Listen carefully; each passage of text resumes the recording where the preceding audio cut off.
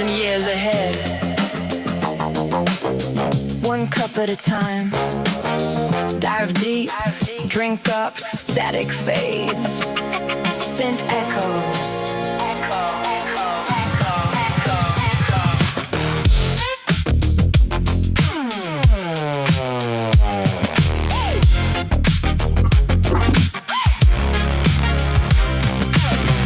Up screaming through the neon haze, another sunrise and the end of days. Shahadic frequencies hits just right. With the head in the jar, we're feeling alright. Broadcast signal bending space and time. Coffee fueled chaos on the morning line. From the cartoon realm to the side of the sky, we're diving head first while the satellites cry. Steel and static, black and chrome. The future's broken, but we're still home. Morning dive and the coffee. Fuel the machine and ignite the day. Morning dive and a coffee. Surfing the timeline all the way. Ghost in the signal, fire in the wire. Java in our veins, turn the frequency higher. Morning dive and a coffee. Dive into the madness and start the day. Cowboy dance signal cuts across the years. Laughing at paradoxes and our fears. From future wastelands to a retro sunrise, we're chasing tomorrow through electric eyes. The monitor shines with a radioactive light. Nuclear technicolor hues lighting up the night. Industry heartbeat pounding through the screen like a century nightmare from a fever dream. Coffee, static, coffee, static, coffee, static. Morning dive and a coffee. Neon thunder in the morning rain. Morning dive and a coffee. Ride the signal through the digital pain. Industrial craniums, broken satellites. Cartoon gods and radio is burning through the night. Morning dive and a coffee. The future's awake, and we're leading the fight. 1,000 years ahead. One cup at a time. Dive deep. Drink up, static fades. Scent echoes.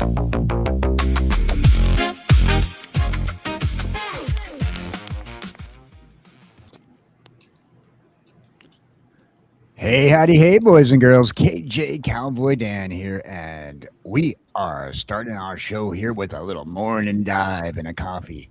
Woo! And let's see if we can figure out how to operate this thing. Oh, there we go. Hello. Hey, Theta, how are you doing today? I'm doing great. Did you know in Finland, actually, a morning dive and a coffee just means when a married couple wakes up and the husband goes down on the wife, and then they get their coffee and start their morning. You know what? That's a dive, all right. Ooh. Yeah. No, but how are y'all doing out there? Thank you for having me today. Yeah, it's a pleasure to be here. Who else do we got here? We got the one and only Dollar Bin Dan, and he's shopping in the same long box that I'm shopping at when we go to the comic book shop. Get us the Dollar Bin. Get us the cheap ones. Get us the nice ones inside the old school packaging. Make it smell like some newsprint and ink. How you doing, Dollar Bin Dan? I'm doing really good. Just loving life. Loving life. So we found Dollar Bin Dan hanging out over on well, he found us actually hanging out over on the Twitter side of the he was over in the alley trying to get some crack, and it's called Twitter. We call it comic book crack. That's right, paper. We got all the good comic book stuff. We got all the good nerd stuff going on over here, and we are getting it. Yeah, we are your nerd pushers. We are pushing the nerd gear today. And so real quick, we noticed that you've been posting about He-Man. Did you like it? Oh, absolutely. And now, before I go any further, I do want to clarify. There's a difference between a good movie and a fun movie. Yeah. Which was this? A good movie or a fun movie? Very fun movie. Fun movie. All right. That's what I kind of figured. Yeah. Did it bring you back to 1984? Did it bring you back to 1984? Oh, 100%. I was one of those kids that was running around in his underoos holding up a tube of gift wrap paper, screaming, "I have the power!" all over the house. Dude, you and me together, man. That's how it was. I think I still have, maybe my master sword from Zelda is put away already, but yeah, I have plenty of movie props and stuff like that. So as you can see back here, I have my Triforce and I have my lightsaber, and yeah, so. The He-Man sword is definitely, well, I would actually rather have the Thundercat sword, but I want them both.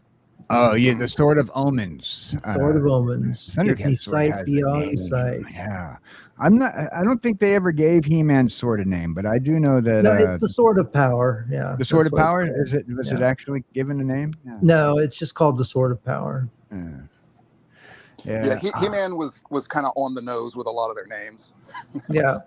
So yeah, like Mechanic and Ram Man. I mean, it's pretty straightforward. With I had the Ram Man action figure. I did too. I loved it. And many faces. I mean, they're pretty literal with the names that they give their characters. He-Man, yeah, he's a man and he's a He-Man. Perfect. Yeah, we got the one and only Tony Stark hanging out in chat.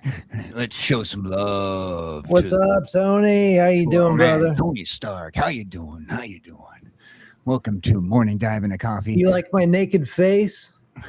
Haven't seen that in a while. Tony, don't look at it. It is distracting.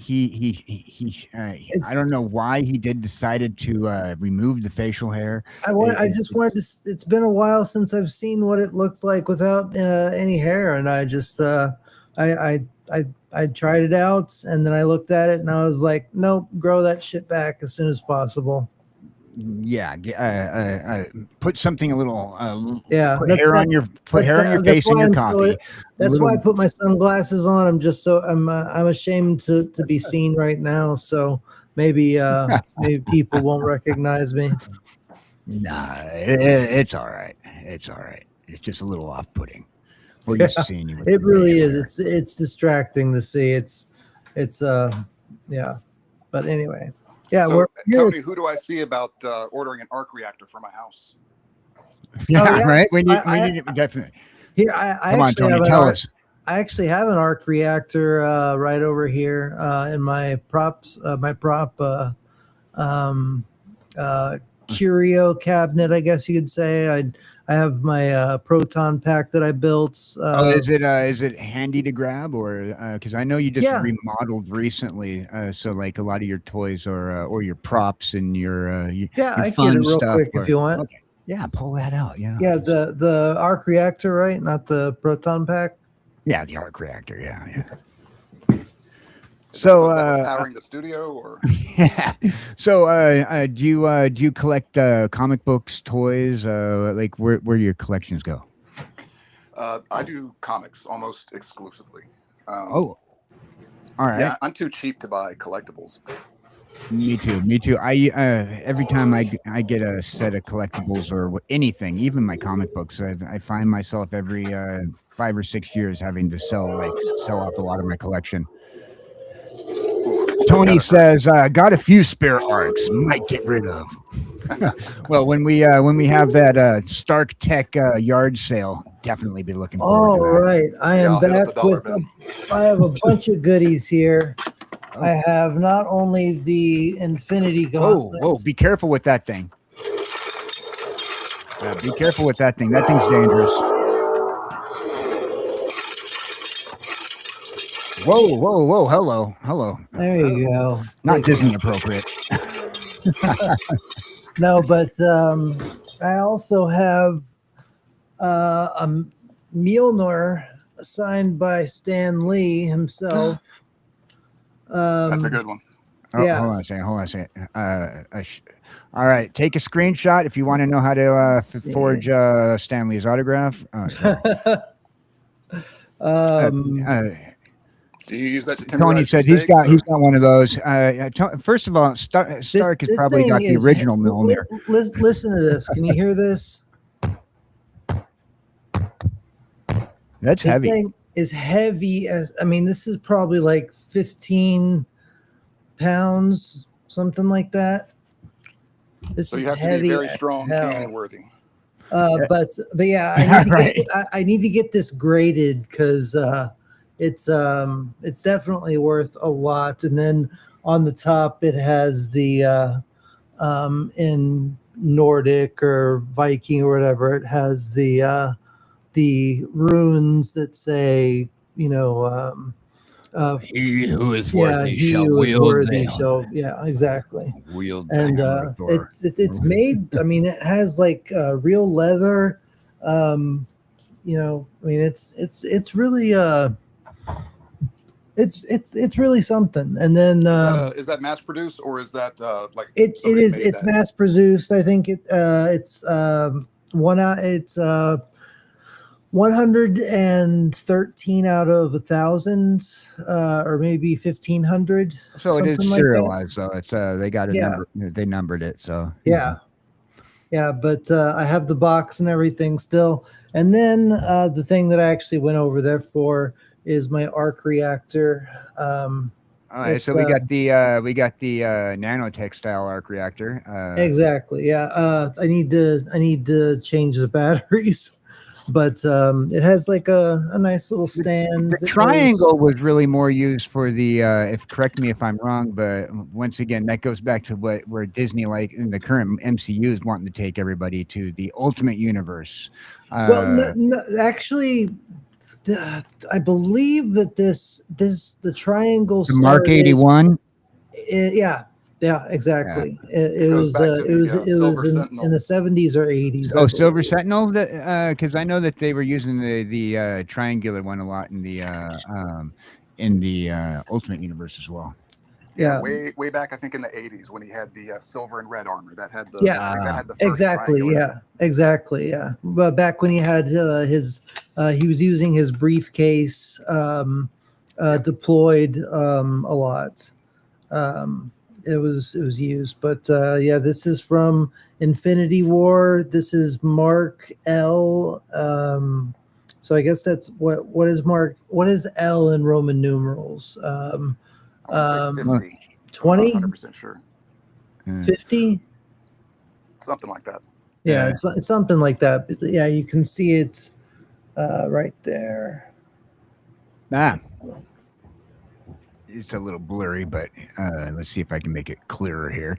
So yeah, the Mark L. Yeah, There it is. Okay. Tony Stark says that arc is the Mark 81. I got it, and the Mark 88, which was the last unit to Mark 1's, a Mark 2's. Yeah. Yeah. But The L is the 50 though. Yeah, Thank but you. what's Thank you, cool Tony. about it is it's actually magnetized. So like you can actually, like I could actually put this on and Oh yeah, okay. So you can and just wear like it on my put chest. that into a cosplay suit or Yeah, exactly. So like, you know, it can 50. Oh, just right on the shirt. yeah. Yeah, you just put the other side underneath, like the thin side underneath the shirt, and yeah, just pop it in, just like that.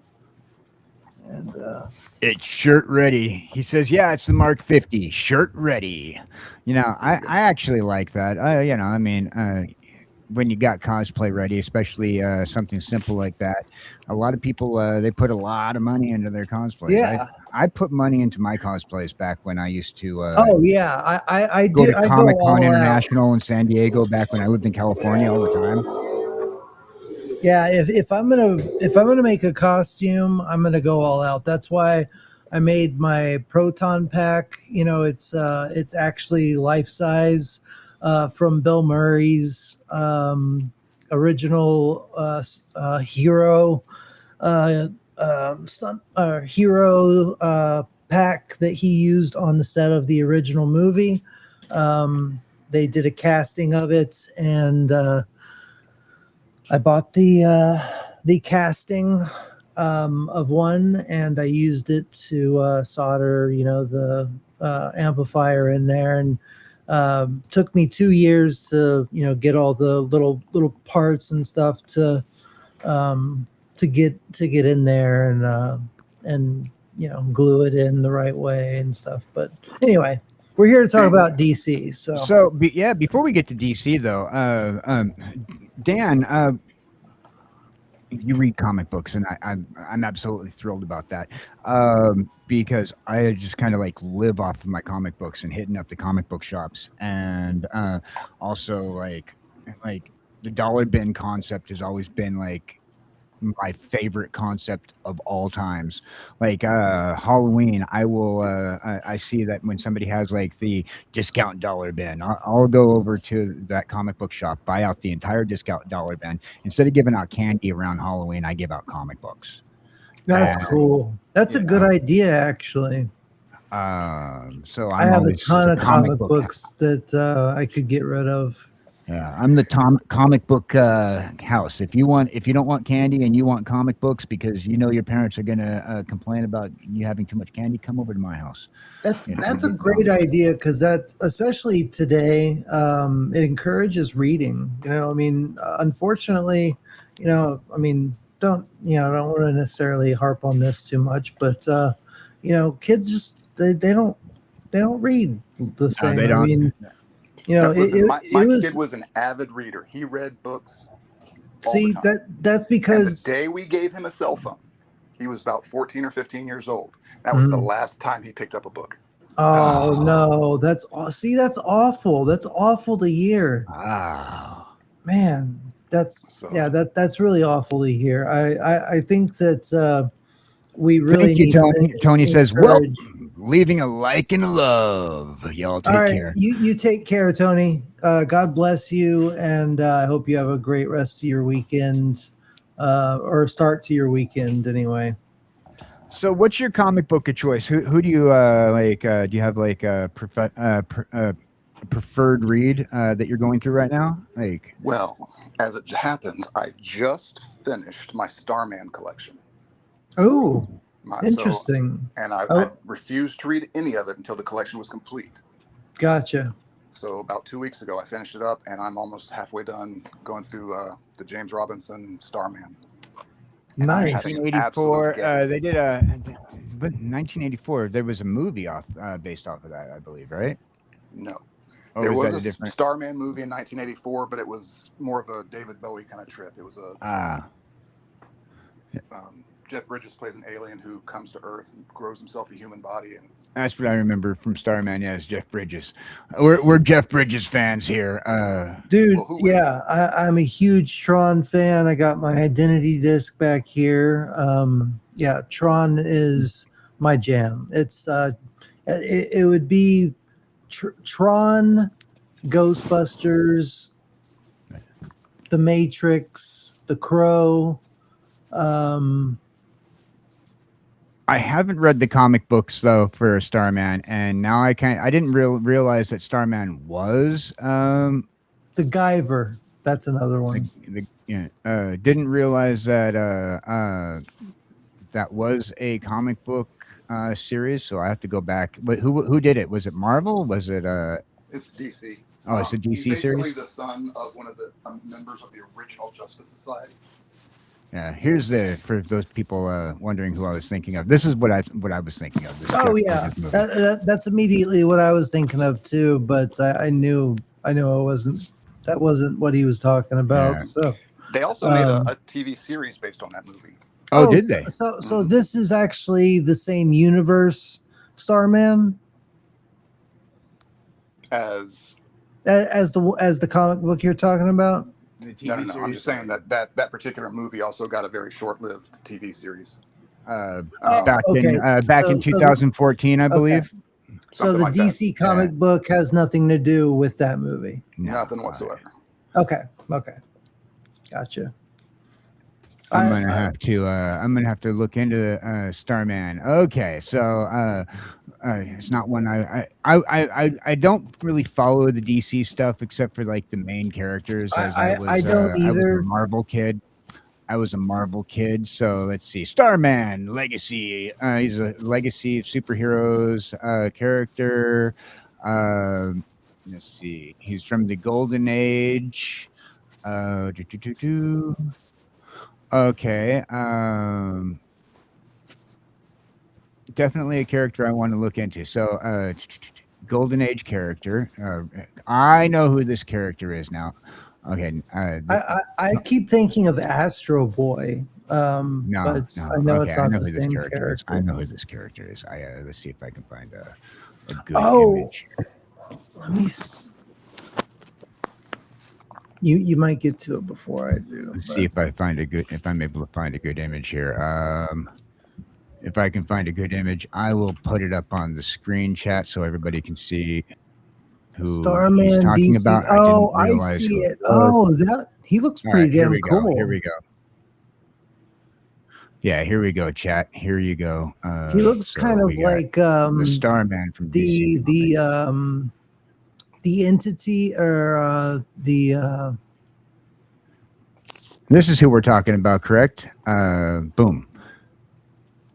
Starman, this guy. That is the original Starman, Ted Knight. Yeah.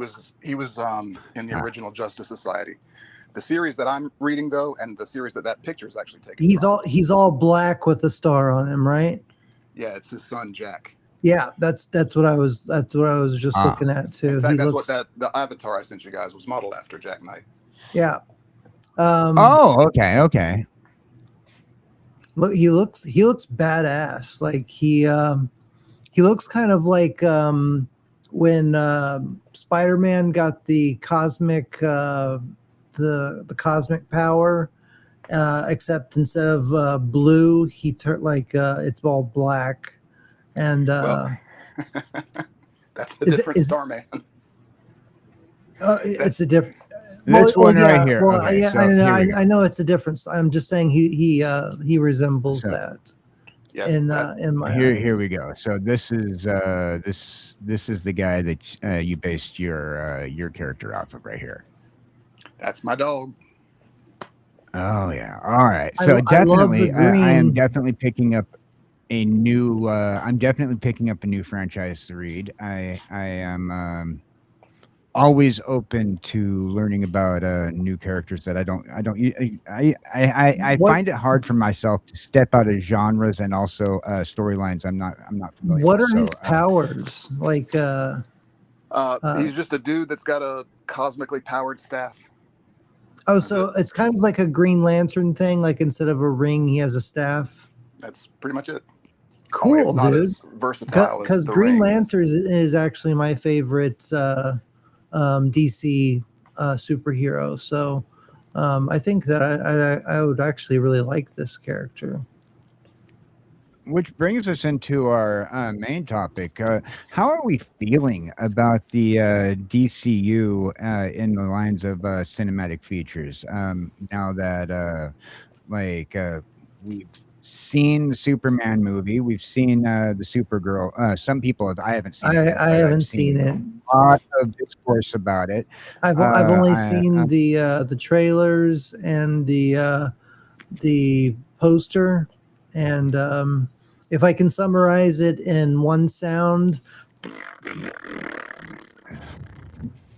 Well, we got to give it a chance. We got to. We will. I will at least reserve my right to. But we will give it the benefit of the doubt. A lot of people are not liking it, but at the same time, hence my noise. I feel like my thought process. I just don't like Superman movie. Did Guy Gardner very well? Guy Gardner was the main with Superman. Like he was the center of the entire movie. That movie should have been called Guy Gardner and the Justice Gang. And the whiny Clark Kent. I would have watched it though. I would have watched the Guy Gardner. Oh yeah, movie. for sure. Especially I wasn't Nathan too thrilled Fillion with the played costuming. I wasn't too thrilled with the costuming that they gave him. you Like, I know, would have preferred a more comic accurate Guy Gardner with the ripped off sleeves on a denim shirt and denim jacket. yeah, You know? but with Nathan Fillion, I mean, yeah, he would have looked cooler with the traditional denim,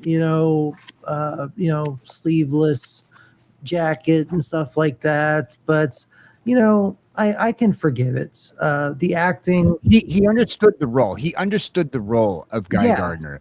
he understood the character, like, and I think he just naturally played. I think he just naturally played. I mean, I think he did it naturally. Like it just came to him. Nathan Fillion has that same kind of smarmy charm that Yeah, like Treat Williams exactly. had, for sure. I think he's one of the best things that with that version of the DC universe that we were given. Like, he's one of the best bring-ins from that. Like, when it came down to particularly what's his name, who put the movie together from Guardians of the Galaxy. Yeah, James Gunn. He's pretty much one of he works with James Gunn on just about everything he does, and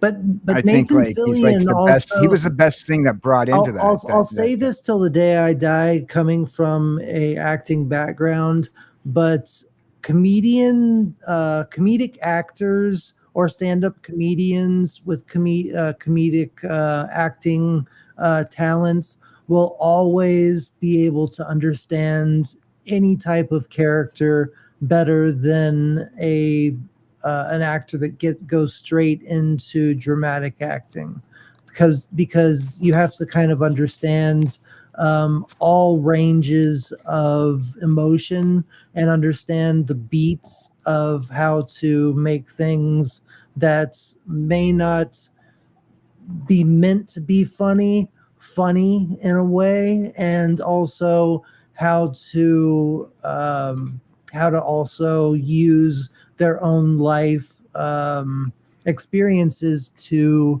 make dramatic pieces that much real quick here. Theme park adventurer Kevin just popped in the chat. Hey, He what's says, up? "Hey Theta, hey Cowboy Dan, hey, how you doing? How's the adventure going today?" Dan, have you seen the Supergirl movie yet, or are you I'm catching waiting? a Tuesday showing. I have read the vitriol online, so well, I don't think it's going to be as bad as everyone's saying. In my experience, a lot of internet critics today just hate everything right off the bat. Oh, they do. They do. Yeah. And so I kind of don't listen to those reviews anymore. Yeah. Here's what I do. I go in, I look for only the negative reviews when I go to a movie. And it's so that way I don't go in with raised expectations. I want my expectations to be so low that when I go into a movie, it's actually a fire movie. You tell me the worst possible things that you can possibly tell me. And then when I go and see it, the movie is incredible. Yeah. Or at least tolerable, or something like that. Like it's a lot better than you had been building it up. That's true. Expectations like if do do influence your experience in a movie. Oh, for sure. Definitely experienced that. Yeah, like everybody's always naysaying like something, and I have I'm fanboy when it comes down to my IPs. Like I understand like certain aspects of they can't make a comic book movie like it is in the comic books, particularly like with Marvel, like all the Marvel movies that's been released since the 70s, since Stan Lee made that a little agreement with the film production companies that, okay, well, you get to lease out these characters and these characters and these characters, but you can't, but nobody wants to share the like you're talking about back in the day with like the back in the day in order to save Marvel Hulk comics and like the original Captain America, Spider-Man. Right. So when Stan Lee made that agreement in order to save Marvel Comics and he started leasing out the characters to the film companies, this ended up having some backlash where you could not get what people are calling nowadays a cinematic universe. and pretty much what I would just call comic book accurate universe. So we're pulling aside, and we're then you get the people going, okay, well, you know, the story didn't go like this. The Gauntlet movies shouldn't have been that way because the Silver Surfer, blah blah blah blah. And what about Daredevil? And Deadpool, sorry, what about Deadpool and his relationship with Lady Death? Yeah. You know, it's like, okay, but they didn't have access to those Yeah. characters. And, you know, that was a big old issue. You can't have a comic book accurate movie if you don't have access to all the characters. Exactly. Yeah. Well, there's a double-edged sword there, because I like to point out the DC animated films that they were doing. Are They were awesome. so comic accurate that Yeah. I would get bored watching them, because I was already so familiar with the story that, Yeah. you know, they just filled in the movement a little bit, and that was it. So I want Yeah. something a little fresh. Yeah, and I Right. think that's that, you know, that's what every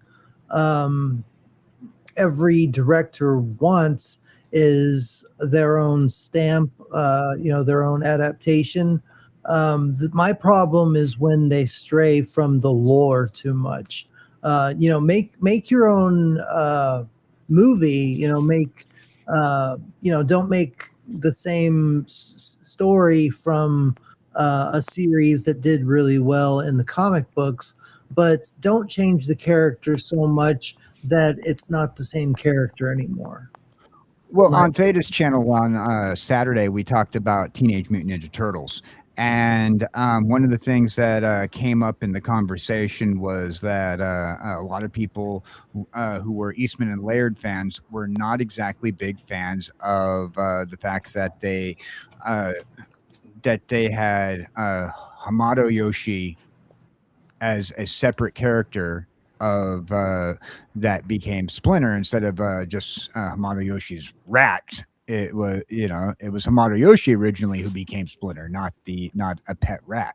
So a lot of people didn't like that, you know, like that changeover.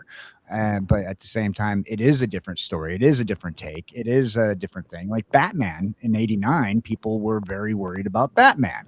Yeah. You know, what do you think? Well, for me, I think Batman was a little less. I mean, I think honestly, both of them, both of those examples were a little. They weren't as big a deal as some other ones that are more modern. Well, they made him a big deal in '89, Batman in particular. I guess I was too You were young saying? to remember that. You know, I was 7 years old at the time. Yeah. So for me, you know, I don't remember it being that big of a deal. I don't remember all the you know, anything about that. I just remember everybody being so hyped to finally see Batman on the big screen, because all we had up until then was Superman, and Superman did amazing up until the third one anyway. Right. And Dan, what about you? What do you think, Dan? Well, I mean, there's two ways to look at it. It depends on where you're introduced to that character. Like some people, the Adam West Batman TV show was their introduction to Batman. true. And so whenever they think about Batman, that's their point of reference. Yeah. That's the way it is with most normies. People like us, you know, we go back to the source. We say the comics did it this way, so that's the right way. But for normies, Right. they want it to be close to their introduction to that character. It's like your favorite James Bond is usually always the first James Bond movie you watched. Right. You know, my first James Bond movie I saw in the theater was GoldenEye. So Pierce Brosnan was my Bond. Okay. Yeah. You know okay. what's funny? That was my first favorite, theater. or that was my first James Bond movie too. That was my first theater watch for Bound as well. Although I did grow up, my first Bond watch before I saw Pierce Brosnan in the theater. Move, cat. Q, move. Move, Q. Sorry, I have a cat, orange cat. His name's Q, and he decides he wants to get in my way all the time. Well, I mean, he's living up to his name at least. Oh, yeah. Yeah. Orange Cats so, definitely give off continuum energy. Well, and Q in general. I mean, he always Yeah, wants to be in the he is middle absolutely of Card's he is business. absolutely giving off Qtinium. Yeah. Yeah, exactly. And I am his Picard. Exactly. Although I'd rather, although I feel more for Janeway than I do for I Picard. was just going to say Anyhow, it's so better to be as Picard than as Jane. yeah. Fair enough. Fair enough. So Fair enough. so where was I going before the cat put its tail in my face? Oh yeah. So like regarding like the whole like DCU and everything, like we did have like a generational fan gap, and when looking back at like different franchises from like whether it be DC, Marvel, even James Bond, like while Pierce Brosnan was my first in theaters, my first on television was not Pierce Brosnan, and it definitely wasn't the traditional Sean Connery. Uh, My first ever was Pierce Brosnan. Like I had never seen a full length James Bond movie until GoldenEye. Wait, let me guess. Cowboy, your first Bond experience was Live and Let Die. yes. Huh, wow. Yeah. Damn. Yeah. It was absolutely Live and Let Die.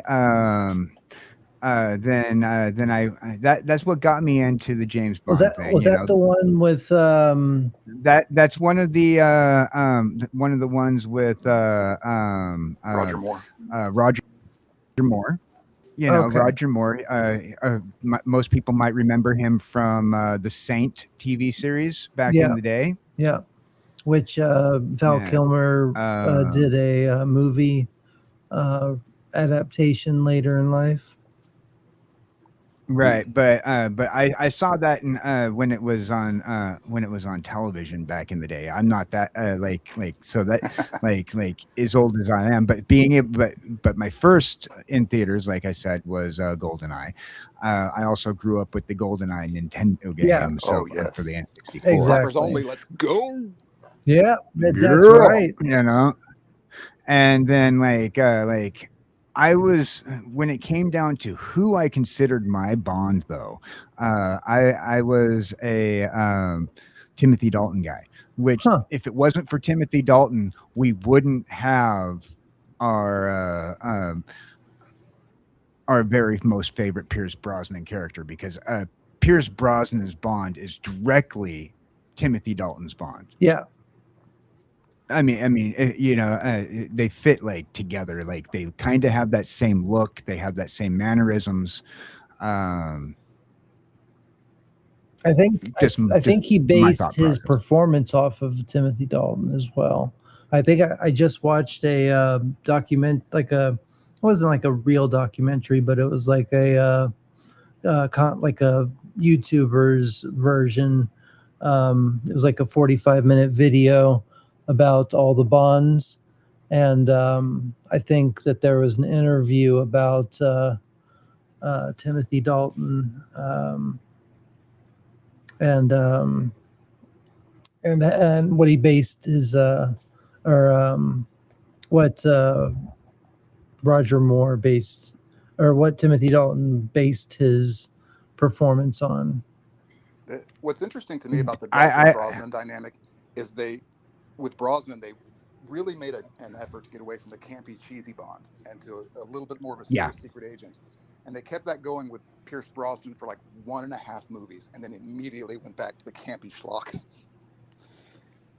Yeah, that was one of the things. Like, I wasn't a big fan of the Roger Moore stuff because it was Roger Moore. What was with that car? I want that car. I want the submarine launcher. Yeah, exactly. I think we all did.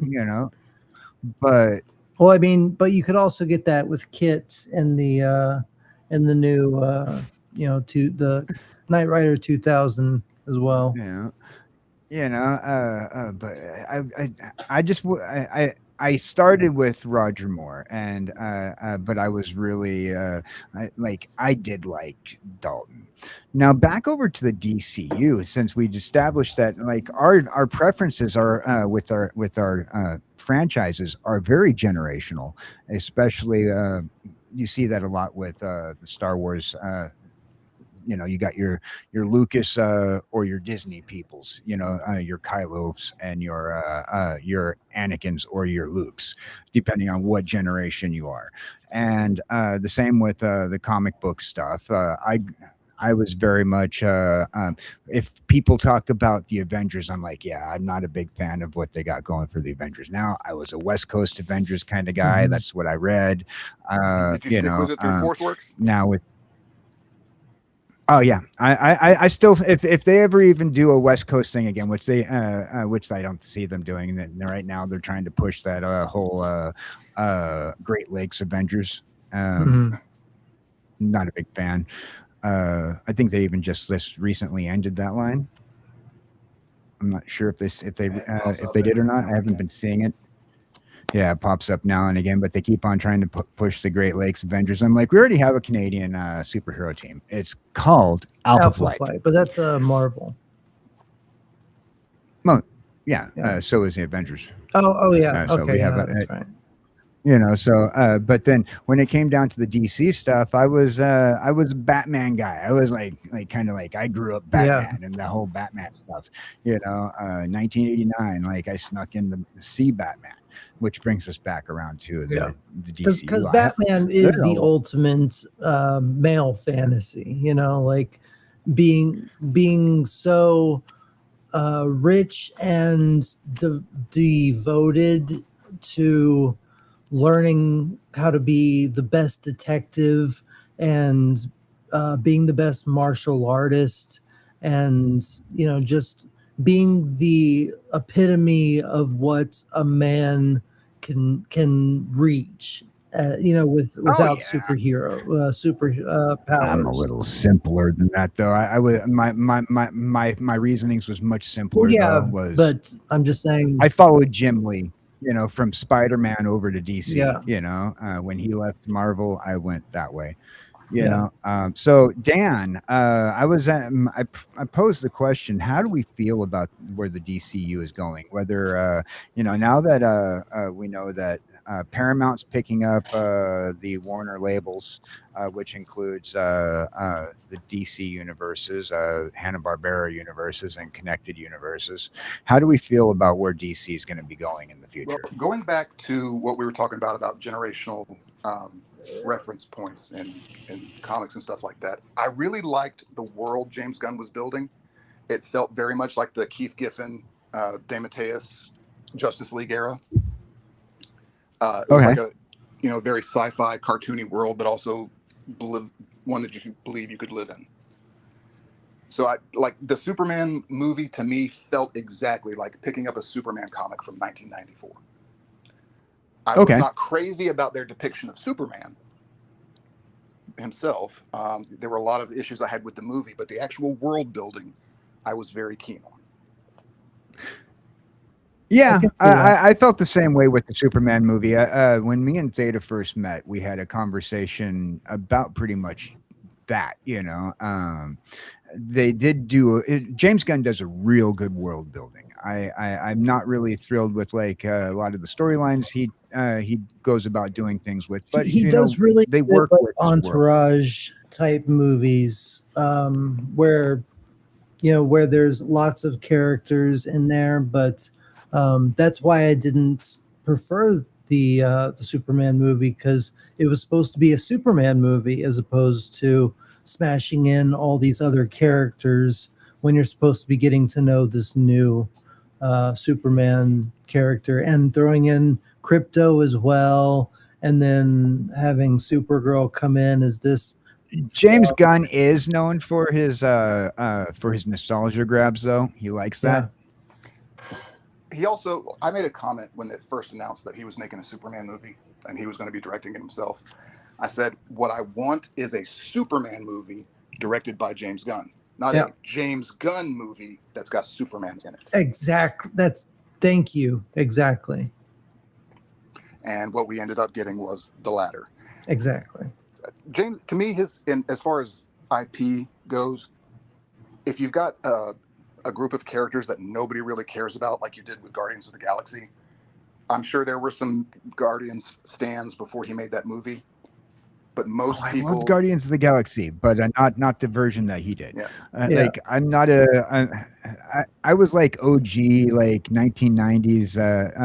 Not OG 1990s, but in the 1990s, I got into the Guardians of the Galaxy. You know, I had never heard of him before. You know, that movie. Yeah, Cowboy. That was you and about 6 other people. Yeah, exactly. Because I had never heard of 6 other people of the Galaxy exactly before the movie, the original movie came out. But what that did is that allowed him. But a lot I also was a big to fan of he Silver wanted Surfer without too, upsetting a huge fan base. So he was able to take that on cast and flesh it out however he wanted, and that took off. Yeah. But when you've got a character, and then he was able to take the like Star-Lord character. Yeah, he added Star-Lord in, who didn't really show up in the Guardians of the Galaxy universe until like several iterations later. But like I was one of the 8 people who picked up Guardians of the Galaxy. That's the reason why I kept on failing. And you know, just like I keep on saying, I don't like Squirrel Girl. I hate Squirrel Girl. Stop trying Disney. Stop trying to do a Squirrel Girl thing. I'm with you there. You know, they should stop trying to do a Guardians of the Galaxy thing. It never worked, and the only time it worked is when James Gunn did it. And I really liked that. And I've always been a big fan of the wacky cosmic stuff they do over at Marvel. One of the very first comic books I ever read was Silver Surfer Volume 3, number 1. Silver Surfer is one of my favorite all-time superheroes. Now, a lot of people forget that all that Infinity Gauntlet stuff, every bit of that started in Silver Surfer. Yeah, exactly. Yeah. And we won't talk about First Steps. No, Pain is still too fresh. No, please don't. Yeah, but like James Gunn, he does a very good job of building these worlds, and he's also very good at playing the game. So I think that's another reason why people are kind of like upset, and you know, they've given like poor pre-release reviews, and everything's going to be poor pre-release reviews lately. I think only like I saw a study that came out, said all but 3 movies that's been released so far this year have bombed at the box office. But at the same time, you're talking about like a box office revenue that hasn't done good since pre-pandemic. Yeah. You know, nothing's doing well at the box office, and they're showing like these empty cinemas. People stopped going to the movies during the pandemic, and like now you're looking at the cinemas and these empty seats for the last 4 years. Yeah, like empty seats. And it's, I mean, yes, it is because of the movies and stuff, but it goes back to what we were talking about with you know, kids not wanting to read and stuff too. I mean, you know, kids they pirate their own stuff. They don't go out to see movies anymore. You know, if they want to see something, they'll figure out a way to watch it for free, or they'll stream it, you know, some way. But you know, it's just sad that the generation that we grew up with, you know, where it was it was like a awesome, you know, weekend type of event to go and see, you know, whatever movie with your friends and stuff like that, or go on a date and see a movie and stuff like that. And these days, most of the TV shows, well, all the TV shows, but not only TV shows, but movies and stuff, they're all streamable now. And, you know, I'm wondering if the Lanterns are going to do any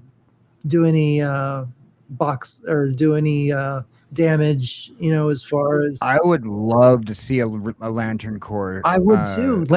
Series. Lanterns I think are my favorite DC characters. Hal Jordan, Jon Stewart, Guy Gardner, and Kyle Rayner. That would be so awesome to see. The Thoughts, entire thoughts, emotional Dan? spectrum. Oh, hold on a second. Dan just Yeah, popped out. I saw that. There you go. Yeah. I must have lost connection for a second there. My phone died. So what do you Rookie think, Dan? mistake. Oh, it's all right. Yeah, these things happen sometimes. I should have warned you. Stay plugged into the wall. Yeah, I just brought up the lanterns, and would you be interested in seeing a Lantern Corps series or a movie? I mean, I think it'd be more of a series, well, it is. It's going to be coming out on August 16th. Oh, they're actually doing a Lantern Corps series? It's going to live action. It's going to be live action. It's going to be starring Kyle Chandler as Hal Jordan, and Aaron Pierre as John Stewart, and Hal Jordan's going to be like the seasoned cop. It's going to be like a buddy cop show type of thing. And the trailers make it look more like Training Day to me. Yeah, I mean I'm gonna have to check that out. It looks kind of weird. Hal Jordan looks very old, which is fine. And John Stewart looks fine. I just want to make sure that they do this right, because. So are they doing it as like, what are they calling it? They're calling it lanterns. Lanterns. Okay. Yeah, Damon Lindelof's been catching a lot of flack.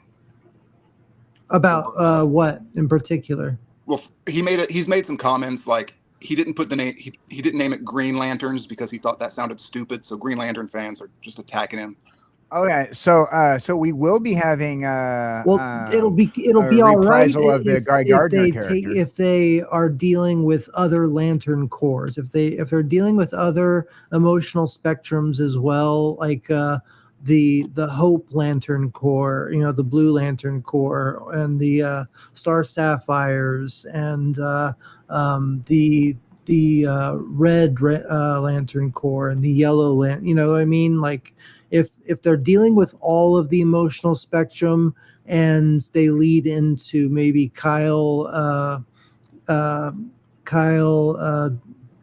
Is it Kyle Gardner? Not Guy Gardner. Kyle Rayner. If they bring in Kyle Rayner to at the end somehow control all of the emotional spectrum and become a White Lantern, and they do something with the Black Lantern Corps where they have all of the superheroes die off and come back as zombies and stuff like that. That would be cool. Okay.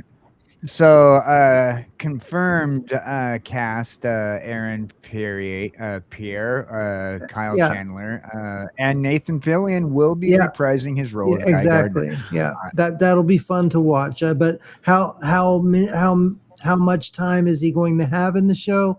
We don't know. As far as what it shows that he's going to be in 8 out of 9 episodes. It's only an 8-episode series. So IMDb showing it as 9 episodes. Okay. IMDb showing it as 9 episodes. Either way, we saw what they did with the 8-episode series Spider-Man Noir or Spider Noir. How much time do they really have to build these characters? You mean the Marvel take on Dick Tracy? Yeah, okay, but yeah, you get what I'm saying though. Like how much time they had to explore those characters, and in this show, they're going to have not just one superhero. They're going to have at least 3 that they're going to be dealing with, if not more. If they bring in the Guardians, that's a whole nother can of worms that we're going to have to look into. And if they're bringing in Sinestro or any Spectre. Not listed in the Sinestro is listed in the cast. Okay. He's going to be played by Ulrich Thompson. Because like I said, so Sinestro will be the Green Lantern, Hal Jordan, and Kyle Rayner are my favorite DC characters. Amongst Dr. Fate and Constantine. I mean, there's a lot of really cool DC characters. But yeah, definitely, because obviously Green behind me, Green Lanterns. I have my Green Lantern. I should have got that while I was over there, but I have my Green Lantern ring. And well, we'll have to do a trailer watch on one of the shows here in the next couple of days for for Lanterns. I kind of curious on that. We'll do a trailer watch in a few days. So it does have Sinestro in there, so you got at least 3 members of the Green Corps. I would like to see, because of Guy Gardner. Oh yeah, Guy Gardner. So 4 members of Lantern Corps. I would like to see just a Lantern Corps series. I personally like Guy Gardner better as a Yellow Lantern. He's not. But Guy Gardner has had all the colors. He has been through all the colors, if I believe. I think that Kyle Rayner is the only one that's had all of them. Guy was definitely a Red Lantern for a while. Yeah, he was a Red Lantern. He did yellow. He did green. But I don't know if he was a Blue Lantern, Hope, or if he was. He definitely could have been a Green Lantern. I mean, a Orange Lantern, which represents greed. Yeah, I mean, I could see him being a lot of them, but there's some of them that I just can't see him being, like all right, like Hope and Love. He did green, red, yellow, violet. Violet is he indigo. did Violet. Oh wow, that's Love. During the Black Night, during Blackest Night, he was Violet. He did indigo, temporary use an indigo ring in the war against the Black Lanterns. Yeah. And maybe his primary color turned yellow when he left the Green Corps. He was red for Rage during the New Guardian series. Okay. And he used to use Sinestro's old ring during the 90s. He was just Guy Gardner, and he had a yellow power that he wore. I can see that. But Hope, I think, is the one that I'm having the most trouble seeing him wielding the blue. That was the indigo compassion. He didn't do blue directly. It was indigo compassion colored, and that was during the war against the Black Lantern storyline. See, so maybe that's the story that they're leading into, and maybe that's a pretty epic story for a show that doesn't even look like it's going to go off Earth. Yeah, I don't think I would like, if they're going to go lean any direction, I think that they need to hopefully with Guy Gardner, they need to go yellow first. I mean, hopefully, being a comic book stand, it'd be go green than yellow. Hopefully, like the Spider Noir show, the trailer that we got, everything in the trailer that or at least 90% of what we got in the trailer for Spider Noir was in the final episode. So maybe what we're seeing in the trailer of Lanterns, we're seeing it all on Earth. Maybe that's just the final episode and everything else is taking place cosmically and in space. Or at least most of it. I'm not seeing who the showrunners fingers are. Crossed, anyway. Does anybody know who the showrunners are for this? Because I'm not seeing. It's Damon Lindelof, the guy that did the Watchmen series. Oh, okay. That sucks. Okay, so. I know David Lindelof. I know the name, but that Watchmen series sucked. All right. At least in my opinion, the movie I loved, especially the really extended director's ultimate cut, that with the pirates storyline and everything included Now, in it. so David Lindelof. I know that name. Yeah, okay. So the reason why that the Watchmen series didn't do as well is because of the writing staff, and I'm looking at it right now. According to an article, the writing staff was pretty much nerfed because of contractual issues due to writer strikes. Yeah, that makes sense.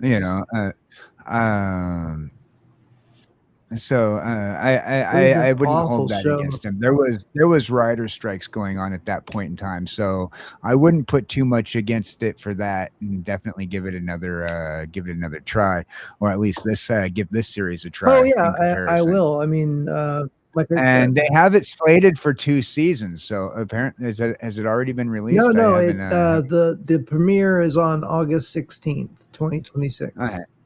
Because the website for IMDb is showing 2 seasons. That's why I asked. Yeah, it might be. I mean, they probably just filmed 2 seasons at once. I see.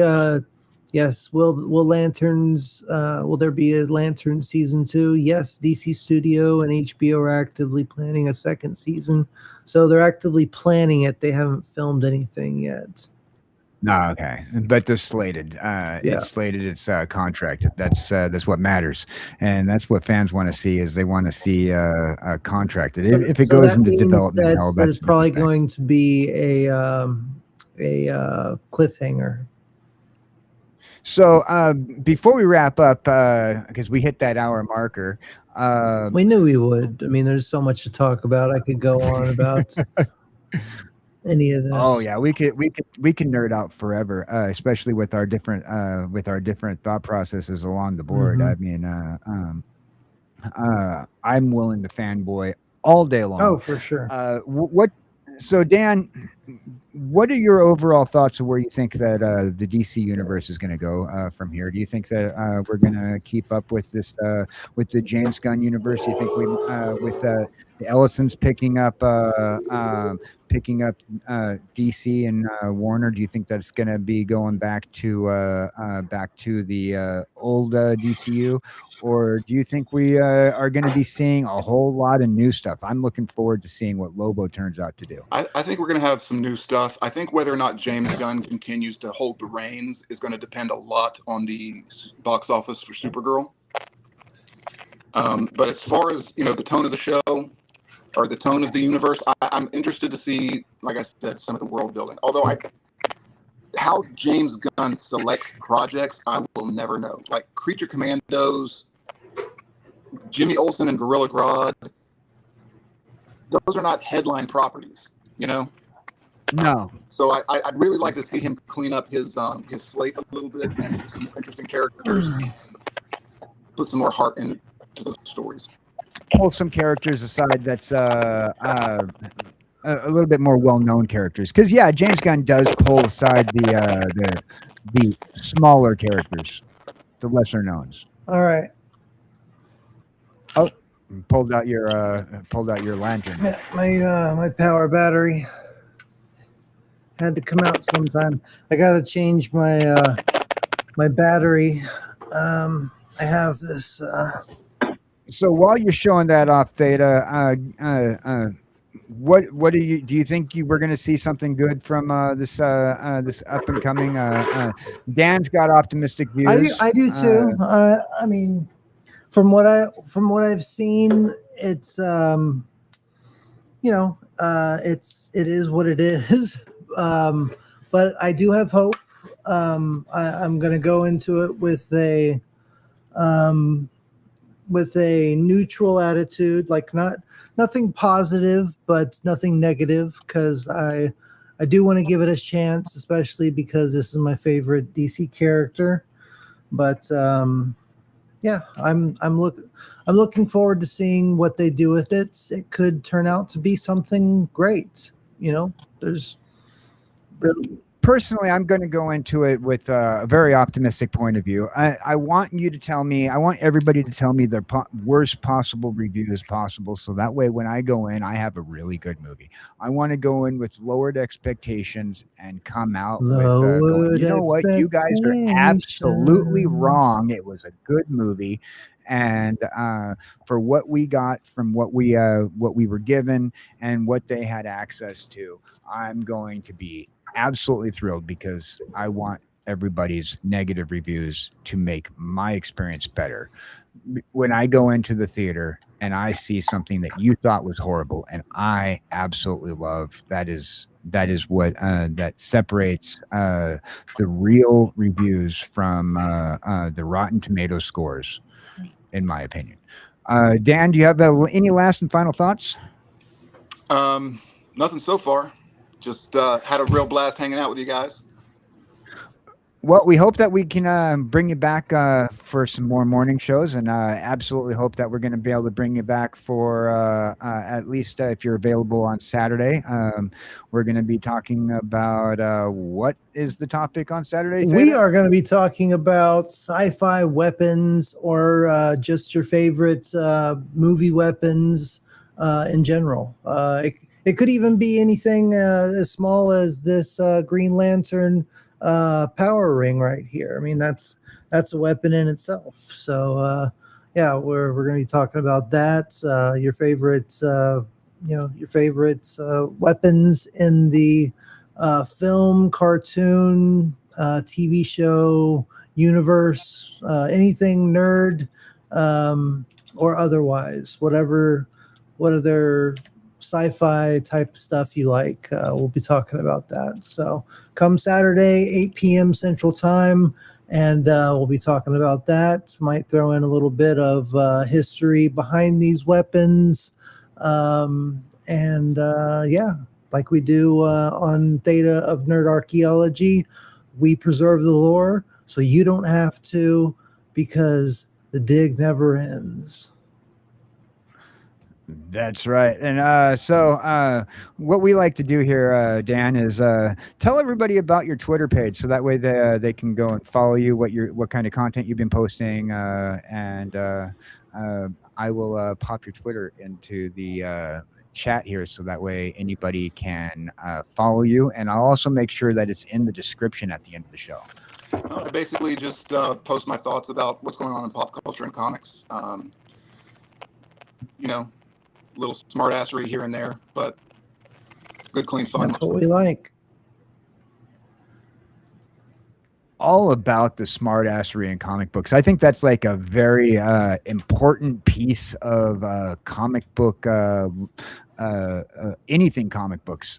Peter Parker, Deadpool, like half the classic 1960s DC Exactly. heroes. You got to get a little smartassery in there, right? A little quip, a little bwahaha. Yeah. I mean, Deadpool would have never become anything cinematically without a little smartassery. Absolutely. It's his whole stock and trade now. Yeah, exactly. All right, fellas. Well, I got to jump. I had a ball. Yeah, like I said, keep in contact, and if you want to pop on Saturday, you are more than welcome. We'll send you the links. And also, ladies and gentlemen, I've been KJ Cowboy Dan, and we have been dealing with a little bit of a morning dive. And if you've been drinking your coffee, I have run out of mine. And it is that time to end the show. Give us, in our darkest nights, in our darkest coffees, the power to see Green Lantern's light and fill up another cup.